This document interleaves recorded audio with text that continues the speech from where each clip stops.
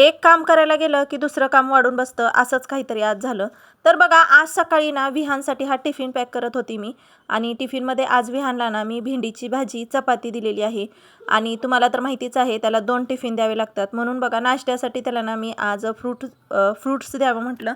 तर त्याच्यामध्ये ना मी दिलेलं आहे त्याला डाळिंब आणि ॲपल. तर सध्या डाळिंबचा सीझन आहे म्हणून त्याला डाळिंब दिलं. पण डाळिंबच्या बिया मी जरा आज धुवूनच दिल्या, कारण बरेच दिवस झालं ना मी बघते रोडवर जे डाळिंब बसलेले असतात ना त्याच्यावर एवढ्या माशा वगैरे बसलेल्या असतात.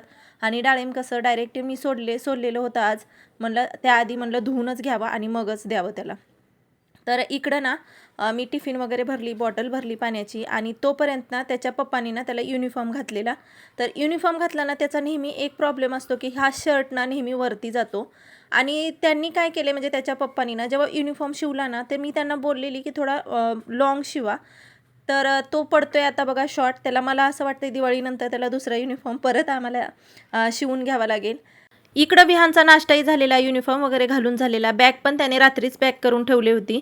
तर त्याच्यानंतर बघा त्याचे पप्पा ना त्याला खाली बसपर्यंत सोडण्यासाठी गेले. सकाळी मात्र यांची मला रोज खूप मदत होते. मुलांना मोस्टली तर तेच अंघोळ घालतात आणि सकाळी कधीतरी मी पण तयार करते, युनिफॉर्म वगैरे घालते त्यांना. आणि विहानला मात्र रोज जाताना मम्मी आणि सिटू दोघेही समोर पाहिजे असतात. दोघांनाही थोडंसं प्रेम वगैरे करतो, म्हणजे पप्पी वगैरे घेतो आणि त्यानंतरच तो जातो. आणि जेव्हा दादा स्कूलला जातो ना तेव्हा स्वीटू रोज एकतर गॅलरीतून नाही तर मग बेडरूममधली जी खिडकी असते ना तिथून ती दादाला बघत असते. तर तिलाही तयार केलं, तिलाही स्कूलमध्ये सोडलं. त्याच्यानंतर बघा हे आहे माझं संध्याकाळचं टायमिंगमध्ये ना मी चहा ठेवलेला. आणि मुलांना म्हटलं खाण्यासाठी काहीतरी बनवावं म्हणून ना मी पॉपकॉर्न बनवण्यासाठी घेतले. तर काल मी मार्केटमध्ये गेले होते ना तेव्हा ना हे पॉपकॉर्न म्हणजे हे मक्का आहे ना मी सुट्टी घेऊन आलेली 50 रुपये पावप्रमाणे.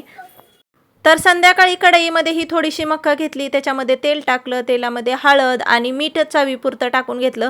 हळद आणि मीठ थोडंसं जास्तच टाकायचं म्हणजे खूप छान चव येते बरं का. आणि त्याच्यानंतर गॅसवर ठेवून ना थोडा वेळ झाकून ठेवलं बघा. आणि ह्याचा किती छान तडतडल्याचा आवाज येतो बघा.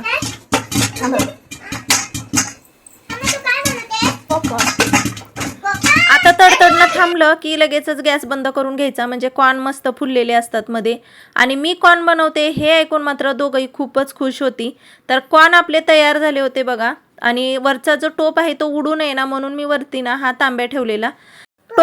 टोपली उघडून बघितलं ना तर कॉर्न मस्त फुललेले. आणि काम एक करायला गेलं की दुसरं वाढून बसतं. कढईमधले कॉर्न टोपल्यात ओतताना मात्र माझ्या हातून कढई निसटली आणि कॉर्न मात्र पूर्ण किचनवर झाले. असो दोघांनाही कॉर्न दिले मी. तर असो बघा, आजचा व्हिडिओ तुम्हाला कसा वाटला ते मला नक्की कमेंटमध्ये सांगा. आणि हो, व्हिडिओ आवडला असेल तर लाईक शेअर सबस्क्राईब नक्की करा.